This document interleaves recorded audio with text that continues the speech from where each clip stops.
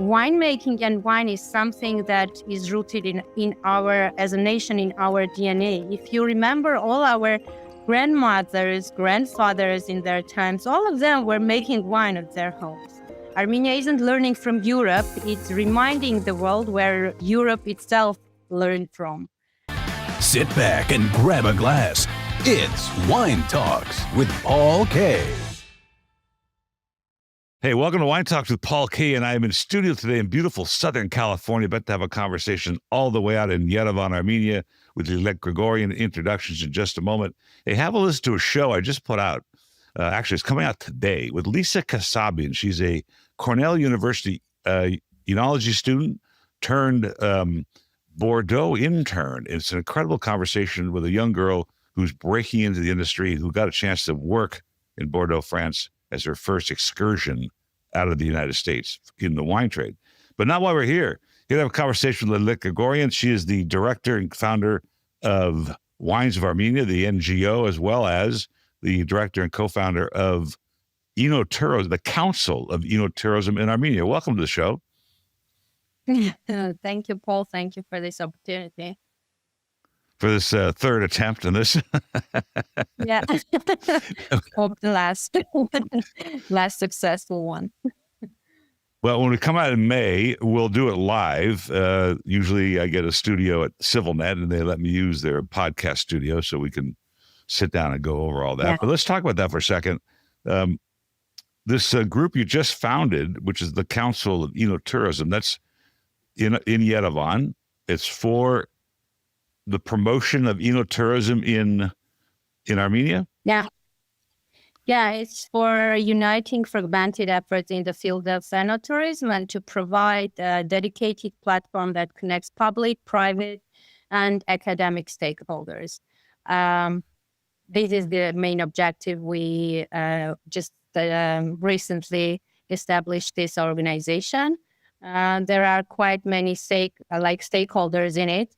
There are just tour operators, wine tour operators, actually, in the main team, the core team.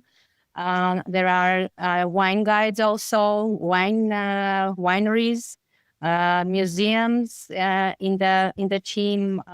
Also, we work very closely with Armenian Foundation. And currently, we are in the process with the Ministry of Education in the preliminary application tentative list for making Armenian Cave as UNESCO World Heritage and demonstrate it as a universal heritage. So Armenian Foundation is another part of our current team, working team, and we have great people in our team, archaeologists, Boris Kasparian, as you might know, who actually founded Armenian Cave.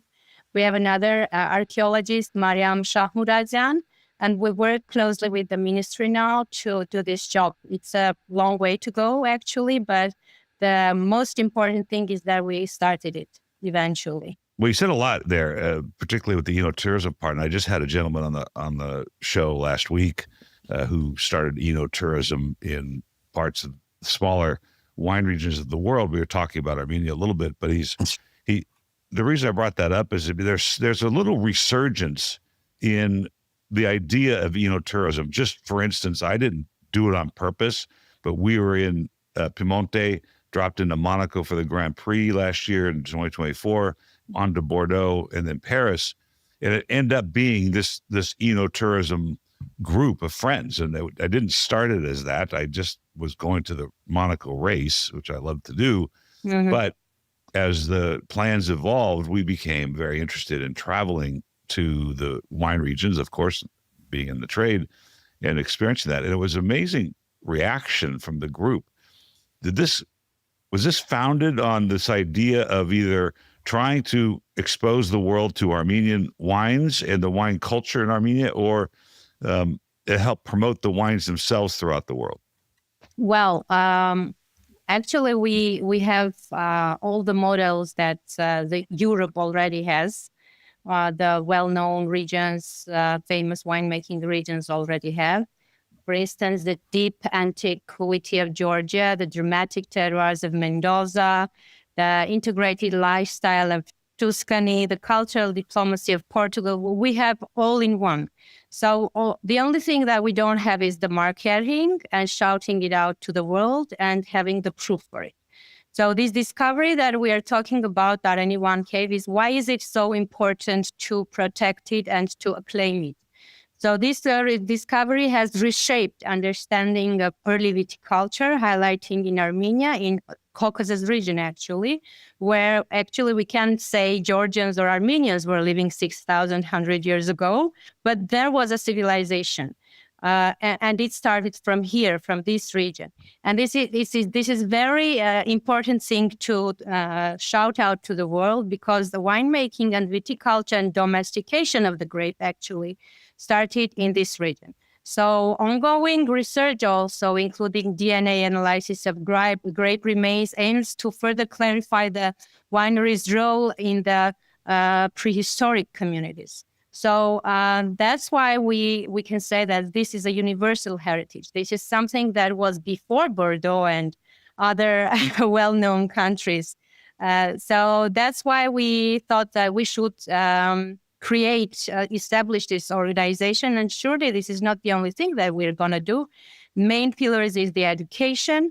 And we are also closely working with Global Wine Tourism Organization, one and only one international one, which unites 30 countries.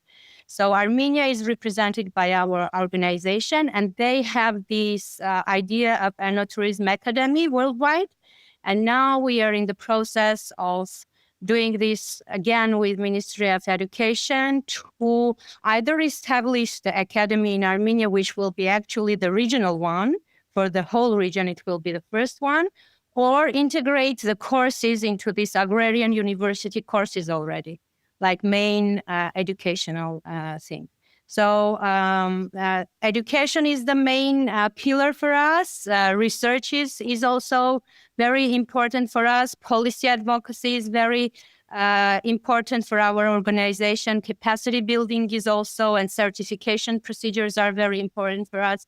So these are the main directions we're now looking to. This is very inspiring, frankly. And I say this when I talk about the Armenian wine trade and what I know about it, and just being so well experienced here in America. But the strides the Armenian industry has made, we were there in 2007, the wine was undrinkable. I mean, literally, we stopped at 2 or 3 wineries. And, of course, in the Armenian pride way, we have to say how good it was, but we, were cringing at it. And when you think about it, and you think about the concept of old world versus new world, which is one of these, actually, old world, new world are terms that the Master of Wine program has dropped completely from its curriculum. But I don't think that's right. I think because Armenia is old world. We are ancient world, actually, not new, not ancient world. Oh, I like that better. Yeah, I like it better as well. And the saying, it says the old world says we don't just follow the rules, we made the rules. The new world says the only reason to learn the rules is so you can break them better. And the ancient world says we are the shoulders that the old world stands on. Well, we are the shoulders for the world, actually. I see our Armenian winemaking and overall this wine culture in this way. That's really an interesting thought process. I've never heard that definition of old versus new, and I wonder why. No, it's really good, and I wonder why there's been dropped from the academic circles of wine. Because when you think about it, the argument was always been there were sort of 2 classifications of old versus new. One would be the character of the wine, and the other would certainly be the location of the wine. Mm-hmm. And here, Armenia has moved the needle so quickly in just a matter of years it's reclaiming its history, and it's reawakening, kind of. It's not really, it's not new, it's not old. It's so old that it needs to, again, reclaim its positions to the world. And Armenia isn't learning from Europe. It's reminding the world where Europe itself learned from. When we were discussing this whole history, we come up to this. I don't know, maybe it's very ambitious for to talk in this way, but we have all the proofs for this, and we are a very modest nation, but we should stop being like that. Well, it's a good point, and I don't think it's arrogant. I don't think it's presumptuous. I think that there's obviously historical data and historical DNA to follow this, but wine is a slow industry. You get 1 year, and that's what's been impressive of the quality, because it takes a long time. I mean, I guess best explained when I was speaking to Juliana, and she said, the famed French enologist said, okay, now we know that this is a great place for wine, but you need 100 years to figure it out, because the evolution of winemaking, the evolution of understanding the terroir, the evolution of all these things has happened very quickly here. Oh, yeah. Yeah, that's true. That's true. But still, we have all the evidence in our spiritual, even rituals, even this is one thing you won't see anywhere. Like the churches themselves have the whole writings and spiritual evidences that come from 4th, 6th centuries, etc. So winemaking and wine is something that is rooted in our, as a nation, in our DNA. If you remember, all our grandmothers, grandfathers in their times, all of them were making wine at their homes. So this is actually, this is not the wine that we are used to in today's world, but they did it without going deep into why are they doing that. They were doing it like they were cooking or doing something else. It was part of their everyday life, of their culture, of their mindset, etc. It's interesting. You said that about the homemade wines, because when I was back there, and I don't know if you saw that in the reel I sent you, but I don't think it was in there, but I stopped at one of the roadside kiosks outside the Armenian cave and tasted the wines. And I really thought that this was going to be, impossible to stomach or smell or drink. And you know what? It was pretty reasonable, even though it was in a Coke bottle, a Coke plastic bottle. Yeah. I thought it was palatable, and I thought that was amazing, because it's probably not like that here in America. I do have a keen interest in understanding the role of wine in the church, and I'll be for a different subject, even in the modern European times. It's an interesting angle to take on the wine trade, because it is cultural. And the conversation with Lilit Grigoryan sort of revealed that wine has been part of the Armenian culture since we understand the inception of the culture. Christ. Yeah, it has been with us before Christ, even. Like monasteries, wineries, sacred procedures, sacred wine heritage, we all have it. And we just need to make it more public, or nationally public, and then internationally public. Because our nation itself does not realize what a heritage we have. In every, monument, you can see these evidences. You just need guides to know deeper, to go deeper into the history, to go deeper when... Do you think... Mm-hmm. Yeah, sorry. Sorry to interrupt you. Do you think that without the interruption of the Soviet era, that there would have been a completely different position today in the world of wine? Yeah, surely. If it was not industrialized and it was not interrupted and the heritage wouldn't be forgotten, surely we would be the same as Georgia is now. They go they keep it up to their kind of cradle of winemaking. And actually, when recently I was talking to our Georgian colleague who had been visiting us for Enotalks, he agreed that, and everyone agrees actually, it's nonsense not to agree. We are the same region.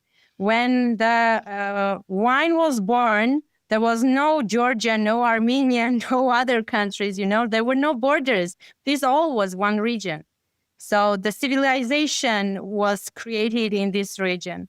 So that's why, that's why if we wouldn't lose our grapevines, Like we wouldn't lose our history, heritage.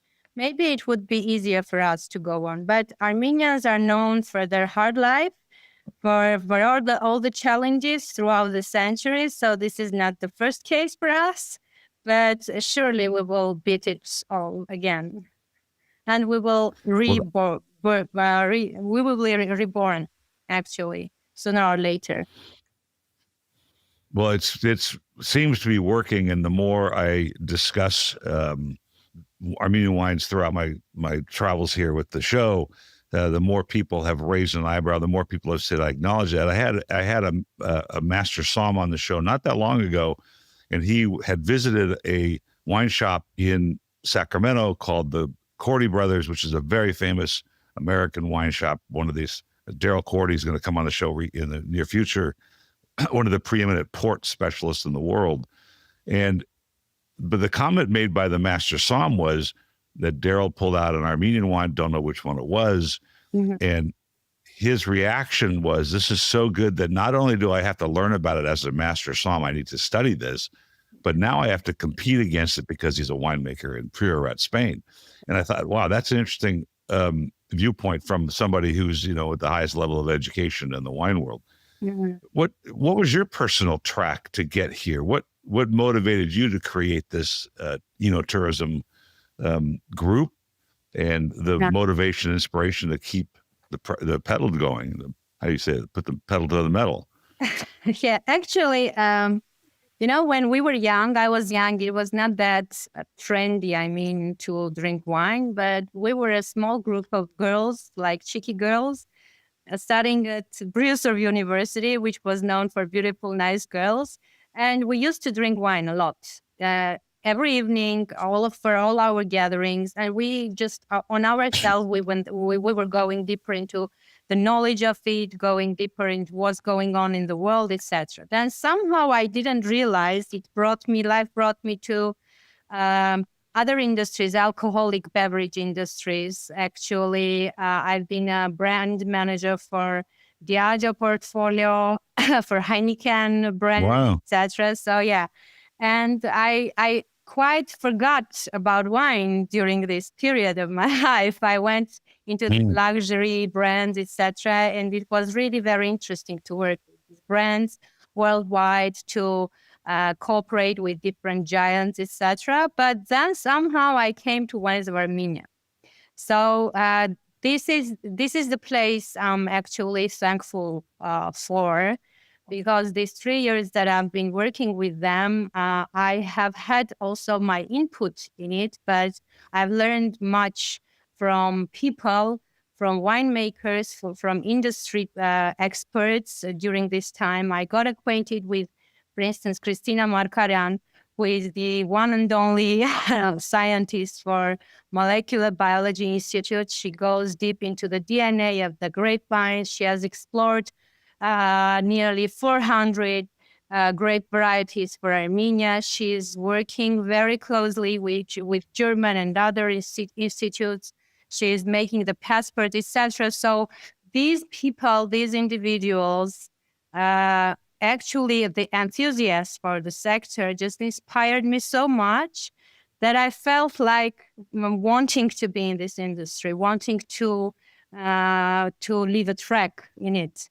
So this was the idea. I just love this industry. This is it. And I want to be one person or my team to be the team that will bring forward the recognition of Armenian winemaking and wine tourism worldwide. So, and since we have this great demand, big demand worldwide for enotourism tourists, so, and it's growing up and up. So we have this global enotourism market research data, which is going up and up. Meanwhile, the alcoholic beverage consumption is going down and down. So we should go with the trends, worldwide trends, and position our world, our country to the world as the best enotourism destination. This is the idea, and I just want to be in this story. I think it's the only solution, and I think we said a lot there that we can comment on. But one of the things is, for sure, wine consumption is off. Worldwide.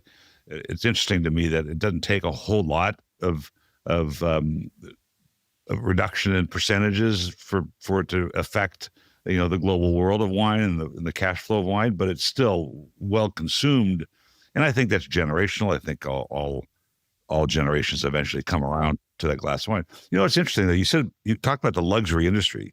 So 2 points that I wanted to make on that. One is it must be very, I'm not going to say refreshing, but it's important to have somebody like you on the Armenian side of this because of our culture and our nature. But here's somebody that's got corporate experience in the world of beverage marketing, which is very complicated and difficult to approach, in the sense of you don't just break into it. You don't just take over. You have to earn your stripes, so to speak, to understand the back end of our trade.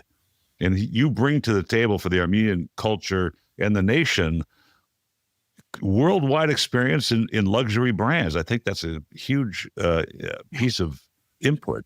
Yeah. Also the events, the knowledge for events they do actually worldwide.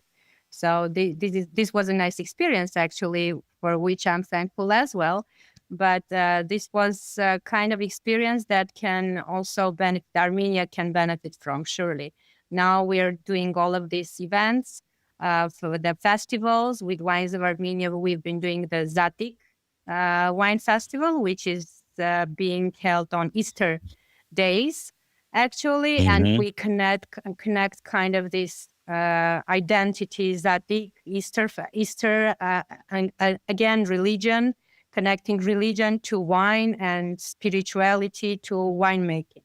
The idea is that. So, and the next festival and the next summit that we did was with Enotourism Council of Armenia, was already Enofest and Enotalks, actually. Enotalks was the summit, international summit, and Enofest united all of the stakeholders for Enotourism. If you would be here, you would see in the list of participants, you would see winemakers, gastro, sure, because gastro is inseparable part of Enotourism, actually, the flavors and tastes of your country.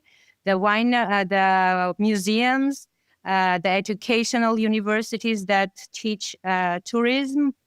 We had great many crafts, arts, music.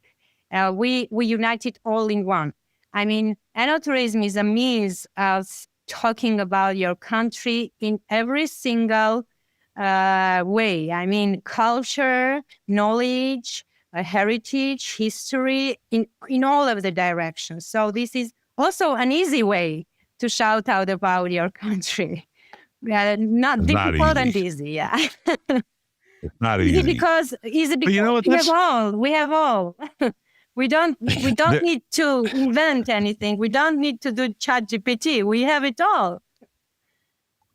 It's incredible. And that you've defined something that just made me think, because I think in general, people think wine is luxury. And certainly an inexperienced wine enthusiast probably still feels like wine is a luxury item. And maybe it's not. Maybe the way you're approaching this culturally, it's just part of the culture. And I always, whenever I give these little speeches around town, I always talk about what 5 pieces of culture could you talk about? If you had a culture, if you came from a place like Argentina or Armenia, what would you talk about? Well, you would talk about a language for sure. You would talk about land if you still have it. You would talk about your cuisine, and you would talk about your wine and music. And so that is defining part of culture. So I wonder why it's considered luxury when it really is ingrained in the culture, and particularly in Armenia. Wow. Is there a camaraderie then? Is there a camaraderie amongst all the different players, the museums, the wineries, the government? Is there a sense of unity to move the needle on this? Not yet. Not yet. Of course. Sure. If we had this unity, we wouldn't establish ourselves, actually, this organization. Yeah. The lack of it was surely. Actually, we already talked about it, that Armenian winemaking is very newborn, rebirth of Armenian winemaking. So Imagine enotourism is so young in our places. Actually, whenever we talk to each other, we say this is even not the first generation, even not going to second generation. We have only the first generation of winemakers now, and we cannot yet speak of good enotourism and professional enotourism because we have lack of education, we have lack of marketing, we have lack of responsibility, etc., etc. So the idea is to go deeper into this, to educate people, to unite them around, to make these round tables, to have these discussions, to make the enotourism product unique for all, for everyone, to make everyone speak the same language for our history, for our heritage, etc. So this is the storytelling should be very nice and same, like not every winemaker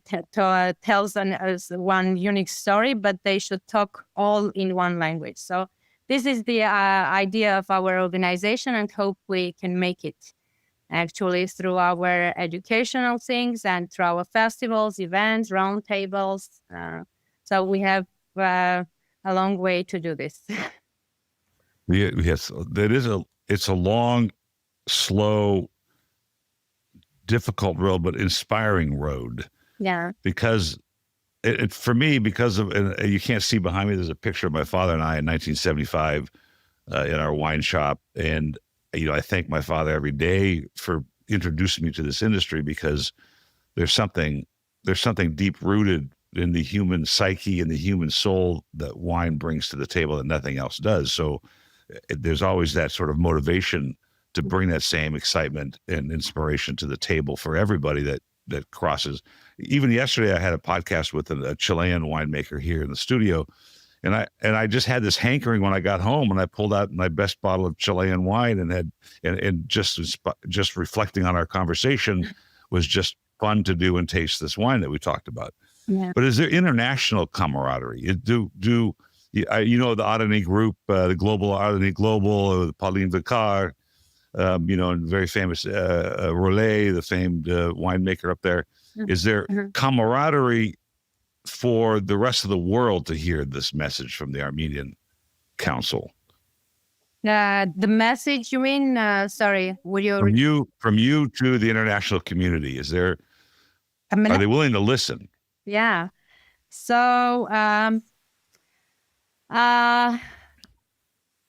sooner or later, the world will recognize Armenia as the most desired and top direction for enotourism and winemaking. It will take some 10 more years, I guess. And what I would like people to consider is that we are ancient. We have these origins, we have these high elevations, we have this altitude, we have soul, we have sun, we have the people, we have the story, we have everything. So just let them not postpone their visit to Armenia, because they could, yes, right. Later they could boast that they've seen Armenia still in the first steps of becoming that giant. So later they can boast on this. Then, so this is my only message. So, and we sure need ambassadors like you, ambassadors like other people who would pass the word of Armenian winemaking and its perspectives and its future and its everything. So surely if we have these friends, these people who would help us in doing this PR for Armenian winemaking and enotourism, it would help us a lot. And thank you for being a part of this journey.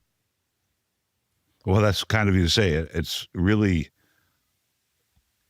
you can't stop learning in this industry. And certainly my heritage is inquisitive enough to say, look, I got to find out what's going on here. Yes, I already told you that 2007 was rather shocking to do, but it's interesting. You have Concours Mondial de Bourse coming, famed international tasting. 7,000 or 10,000 wines will be tasted with 200 or 300 judges coming to Armenia. That seems like a feather in the cap for the industry to have. Sure, sure. This is a big event for Armenia, surely, and we have much to show these people, much to boast on. And I think that all of these people that will visit Armenia next year, they will become, as I told you already, kind of small ambassadors for Armenia and its heritage and its history. And this is a very good step, a very diplomatic step from our government, from Wine and Wine Foundation. And I hope we make it brilliantly and with dignity and with post effects and post results.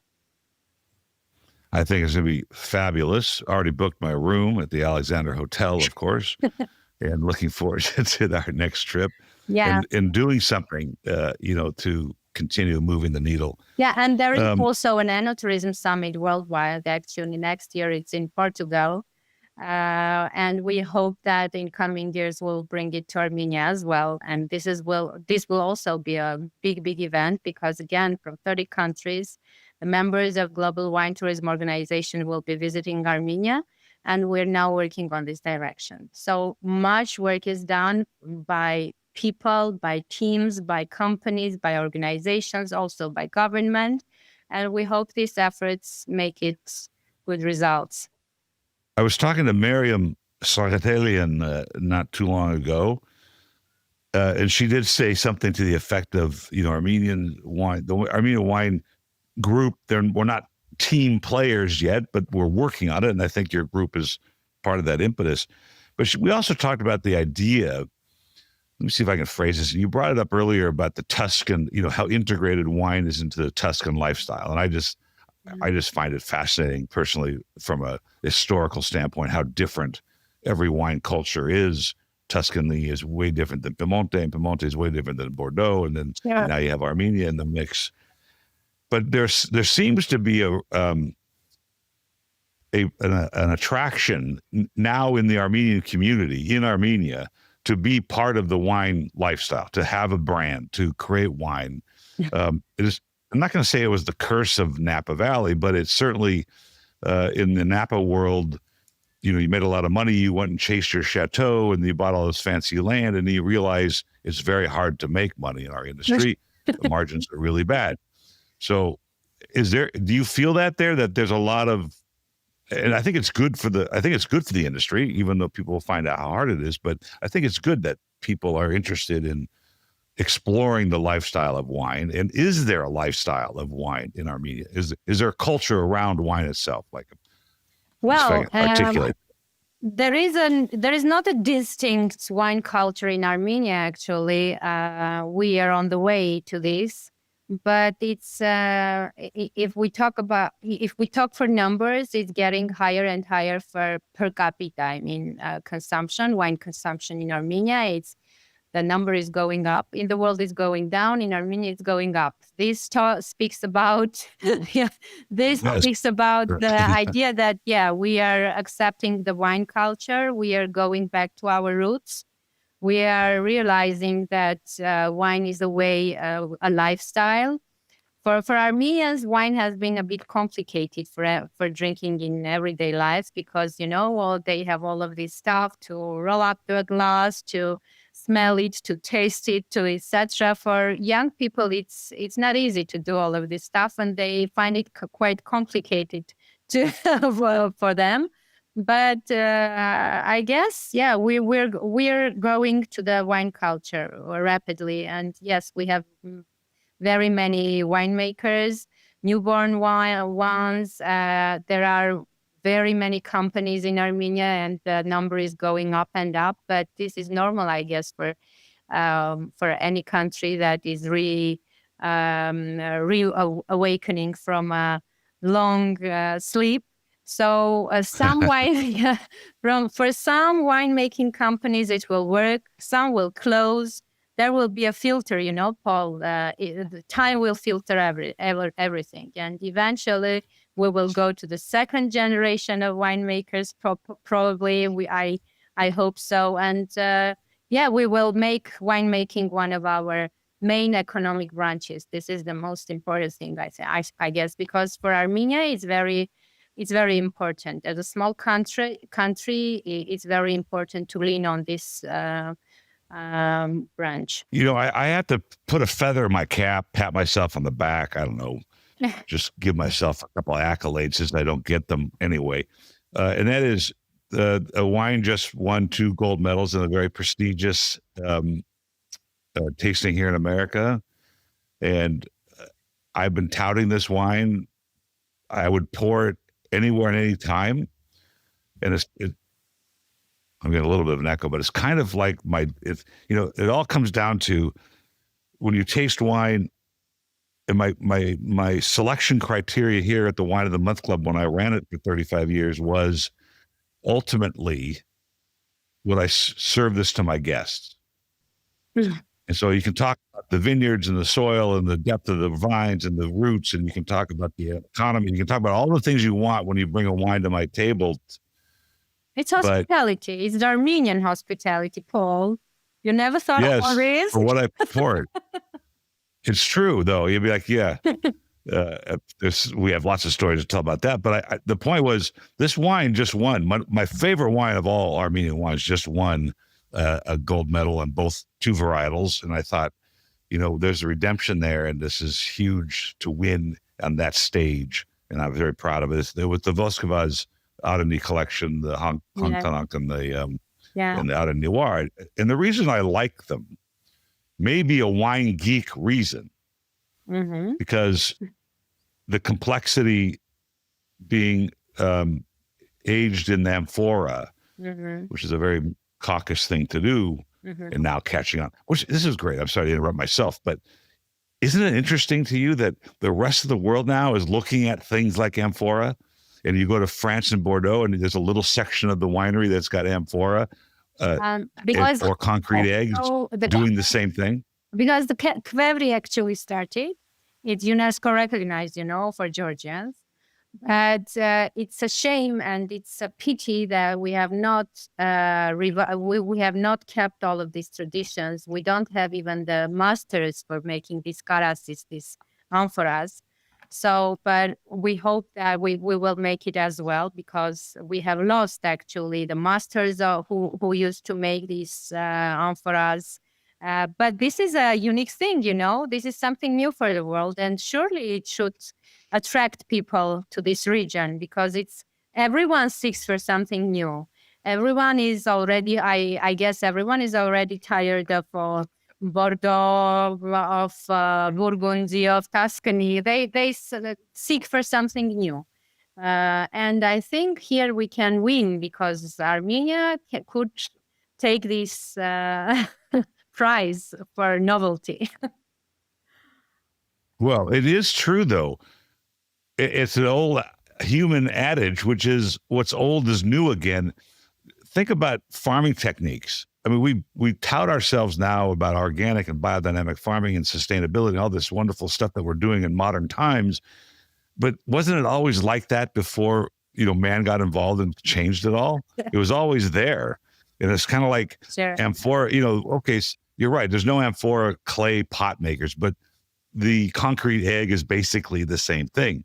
It's a porous micro-oxygenation type process that has a shape that helps, advance the aging and advance the complexity of the wine. So, whether it's clay or not, kind of irrelevant, but conceptually it's the same thing. Do you think that the cuisine, I'll tell you the other thing that was amazingly different when our 2 recent trips to Armenia from 2007 was the cuisine.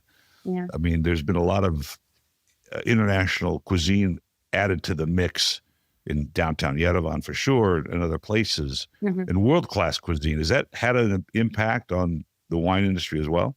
Surely, it's intertwined actually. Wine and cuisine and food is the main part of wine experience actually, because otherwise wine pairing always wins.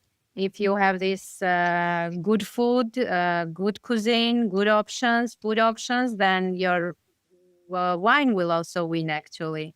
Your wine experience will also be more complex, be more impressive, etc. So yeah, we can boast on this as well. I don't know. We have great many restaurants. We have good chefs who experiment actually with international and Armenian things, options, food options. And I think that's what I was talking from the beginning. We have everything all in one. All we need is just thinking in the same way, everyone in the country, being united and doing everything for our country, and turning to teams from individuals. This is very important. Without the government, organizations can't do anything. Without organizations, governments cannot proceed with their ideas and their plans and their strategy. So once we are united, everything will work out very quickly. As you say, the wine industry went very quickly, so the results won't keep us waiting. Yeah, that's a good question. I'm going to say this sort of tongue in cheek, and that I don't know that the government of Armenia is that entrenched in supporting the industry, but you mentioned that it could be a main economic funnel for the government. So, and maybe that'll change. Now, here's the tongue in cheek part. I mean, our governor here in California is owner of at least 3 wineries that I know of. And when COVID hit, he excluded wineries from the restrictions, which was good for me because my license here at the Wine of the Month Club was a winery license. So I didn't know. But all joking aside, so to speak, all seriousness aside, how is the support from the government, and do you see it changing? It is changing, surely, but it comes with the realization. If the sector realizes what they want and what direction they need to go, then the government will surely support. When all the stakeholders want different things, the government is confused kind of what to support and where to go to. So I think the idea is that once we are united, we will have all the support from the government as well, because we will speak the same language and it will be understandable for the government as well. At this point, they are just supporting the Vine and Wine Foundation, the Tourism Committee. These both institutions actually work with the Ministry of Economy. So the budgeting and all the stuff goes through these 2 organizations. And we hope that with years, they will have more understanding of how important is this sector for Armenia. It's interesting, and throughout my career here, I've been to hundreds of wine tastings. Hundreds might be exaggeration, but dozens and dozens of off-premise wine tastings. I tasted wine every Tuesday for 35 years without exception, unless I was sick. But there's also many off-premise tastings. I went to one last week for South African wine. But part of the culture here in America was the distributor or supplier would host a tasting. And the big ones were hundreds of tables with thousands of wines, and the small ones were dozens of tables with hundreds of wines. But there were also the regional tastings that came to LA. So I would go to the Paso Robles tasting put on by the Paso Robles group. I would go to the Napa tasting, the Sonoma tasting, the Central Coast, whatever groups are out there. New Zealand, all kinds of international tastings. Do you see that ever happening with the support of the government to send out a crew or to organize a tasting in America, a tasting in LA, a tasting in the UK, which would be Armenian only? Yeah, we have many discussions within the organizations, actually, that we have Wines of Armenia, Enotourism Council of Armenia, with the government people. We have all of these discussions, and we understand that we need to have this strategy to sending ambassadors for Armenian wines and Armenian wine culture and Armenian tourism ideology keepers, like going to the world, not to US only, to Europe as well. We need these crews. We need these people to also back up the distributors, actually, because sometimes the distributor needs these people in their countries to promote the wine and to promote the production. So this is the idea that we are now considering. But you know, it's a matter of huge financial inputs and investments. So we'll see how it goes. But we clearly understand that we need this because we don't have this big, high amount of wines, like thousands of hectoliters, etc., etc. We have this small boutique style industry, wine industry. So we need this word of mouth. And we need to be in the specialized high-end wine shops and wine showrooms, not on the like supermarket shelves, etc., but just in specialized high-end, expensive. I mean, because we don't have that amount, but we need we have the quality. Although we need also to make the quality better, but at this point, the strategy we see is that way. And we need these people to promote it in these showrooms and in these countries. But we just need to have a strategy which countries we're starting with.